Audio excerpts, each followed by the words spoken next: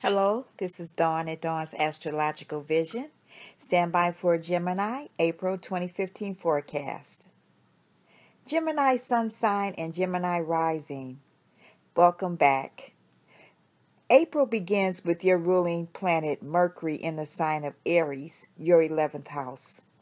The communications around you will be involving sharing, generosities, friends, hopes and wishes, laws, and community concerns.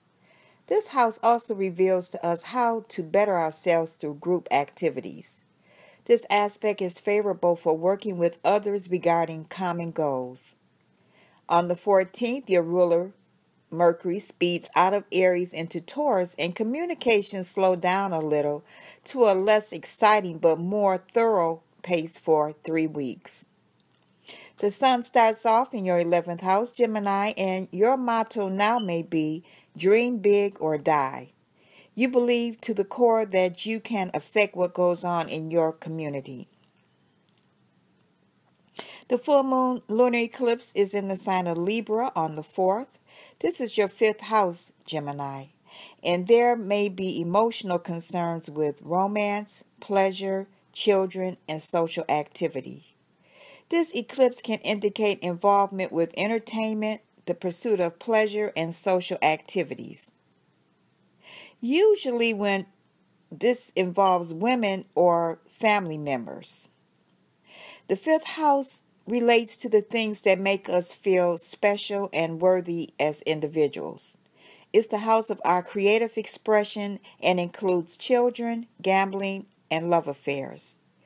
Eclipses in the 5th house can stir up the creative urge or represent changes in our relationships with our children or with our casual romantic partners. The sun is squaring Pluto in your 8th house on the 5th. This involves your 8th and 11th houses. Pluto-Sun aspects are notorious for manipulating others for one's own desired ends. Pluto-Sun aspects reveal certain karma dealings with power, money, authority, desire, and will. This aspect will involve your 8th house of taxes, insurance, legacies, other people's money, and transformation, and your 11th house of friendships, hopes and wishes, group activities, and community concerns.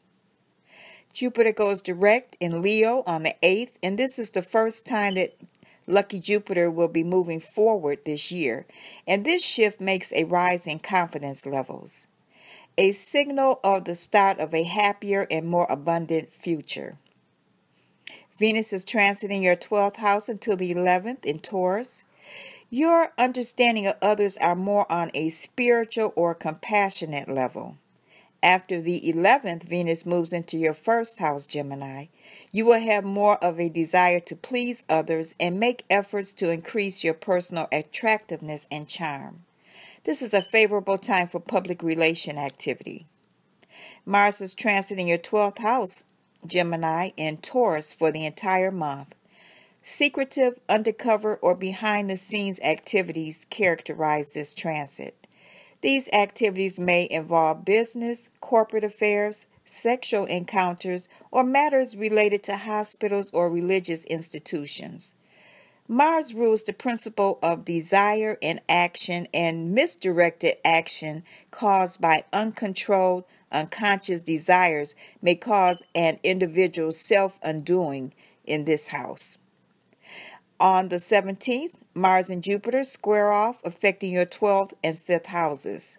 Watch out for rushing into projects without due consideration and avoid overextending yourself either financially or in promises made. The new moon on the 18th is in the sign of Aries, your 11th house, and will highlight an unusual degree of involvement with friends, groups, and organizations. The next 2 weeks are perfect for launching new businesses or even starting a new relationship. The 11th house is a sector associated with networking, making contact, group activities, and income earned from business. With the new moon here, focuses on making contacts and reaching out to others in both a social and professional sense. It's a time to turn inner restlessness into fruitful contact with others. There should be heightened awareness of your position in life within the context of the group rather than through self-centered focus.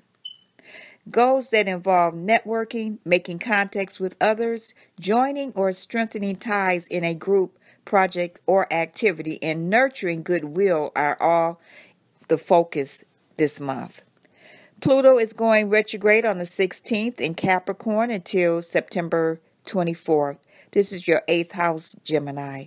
Pluto transiting your 8th house since 2008 has caused some destruction of old conditions in preparation for the influx of new ones. Latent clairvoyant faculties and occult abilities may be stimulated at this time. You may develop an interest in reincarnation, life after death, and spirit communication. On the 20th, the sun moves into Taurus, your 12th house. You may become more interested in the intuitive and mystical side of life. And lastly, on the 30th, Mercury moves into your first house, Gemini. Even though Mercury and Gemini have a short attention span and a tendency to skim over long, involved details, they make a great pair if you want to solve puzzles or close and deal. Thank you for returning, Gemini and Gemini Rising. I hope you enjoyed your general forecast for April 2015. Thank you for subscribing, and please continue to subscribe and like Dawn at Dawn's Astrological Vision. Have a wonderful month, Gemini. Bye.